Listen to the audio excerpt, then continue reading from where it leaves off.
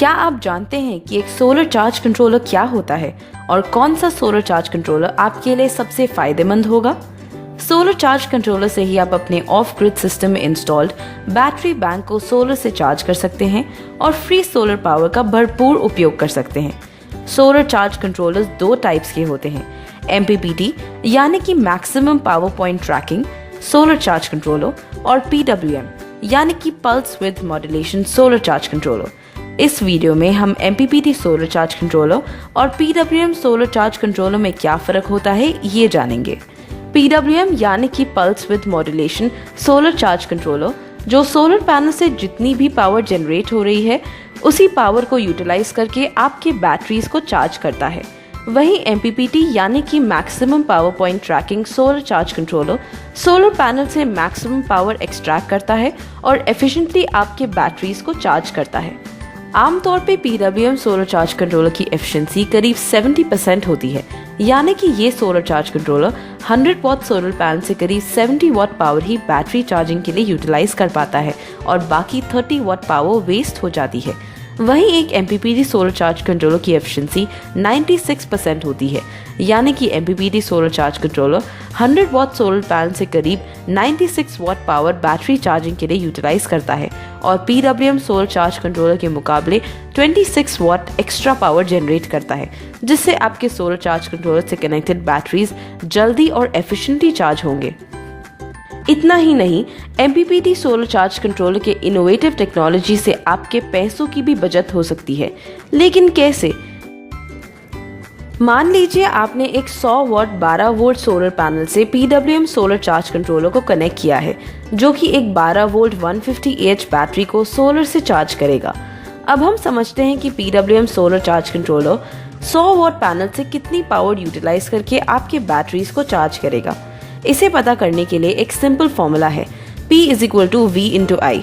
एक 12 volt solar panel की maximum voltage 17 volt होती है। अब इस फॉर्मूला के अनुसार P = 100 वॉट, V = 17 वोल्ट और करंट = 5.8 एम्पियर। अब हम बैटरी में PWM सोलर चार्ज कंट्रोलर से फीड होने वाले पावर को समझते हैं। इस फॉर्मूला में अब हम V की वैल्यू 12 वोल्ट रखेंगे क्योंकि बैटरी वोल्टेज 12 वोल्ट है और I की वैल्यू 5.8 एम्पियर रखेंगे, तो फॉर्मूला से P = 70.5 वॉट। इस तरह हम देख सकते हैं कि एक PWM solar charge controller 100 what solar panel से सिर्फ 70 वॉट ही यूटिलाइज करके आपके बैटरीज को चार्ज करता है और 30 वॉट पावर वेस्ट हो जाता है। अब हम समझते हैं कि एक MPPT सोलर चार्ज कंट्रोलर को एक 100 वॉट सोलर पैनल से कनेक्ट करेंगे तो क्या फायदा होगा। यहाँ MPPT solar charge controller 100 what solar panel से जनरेट होने वाले 5.8 एम्पियर को 30% बूस्ट करता है और बैटरी को 8 एम्पियर से चार्ज करता है। अब फॉर्मूला में हम I की वैल्यू 8 एम्पियर रखेंगे और V की वैल्यू 12 वोल्ट रखेंगे क्योंकि बैटरी 12 वोल्ट की है, जिससे कि MPPT solar charge controller batteries को 12 × 8 = 96 वॉट पावर से चार्ज करेगा। अब मान लीजिए आप अपने घर में 5 किलोवाट लोड रन करना चाहते हैं, जिसके लिए आपको 5 किलोवाट सोलर पावर की जरूरत है। अब अगर आप PWM solar charge controller use कर रहे हैं तो आपको मजबूरन 7 किलोवाट सोलर पैनल्स इंस्टॉल करने होंगे क्योंकि PWM सोलर चार्ज कंट्रोलर की एफिशिएंसी 70% है। इसलिए 7 किलोवाट सोलर पैनल से आपको लगभग 5 किलोवाट तक का पावर मिलेगा। वहीं MPPT solar charge controller install करके आप 5 किलोवाट सोलर पैनल से ही अपने लोड को एफिशिएंटली रन कर सकते हैं और आप PWM सोलर चार्ज कंट्रोलर के मुकाबले 2 किलोवाट सोलर पैनल्स की सीधी तौर पर बचत कर सकते हैं, यानी कि आप MPPT सोलर चार्ज कंट्रोलर इस्तेमाल करके पूरे 1 लाख रुपए सेव कर सकते हैं। तो हुआ ना आपको फायदा। अभी तक तो आप ये समझ गए होंगे कि MPPT सोलर चार्ज कंट्रोलर लगाना ही आपके लिए सबसे फायदेमंद रहेगा।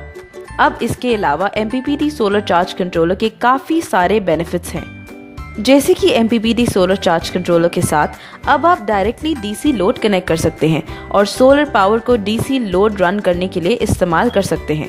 साथ ही MPPT solar charge controller cloudy weather में भी सोलर पैनल से मैक्सिमम पावर एक्सट्रैक्ट करता है और बैटरीज को एफिशिएंटली चार्ज करता है। इस तरह MPPT सोलर चार्ज कंट्रोलर को इंस्टॉल करके आप सोलर पावर का मैक्सिमम यूटिलाइजेशन कर सकते हैं और बैटरी चार्जिंग के लिए ग्रिड सप्लाई की यूटिलाइजेशन को काफ़ी कम कर सकते हैं।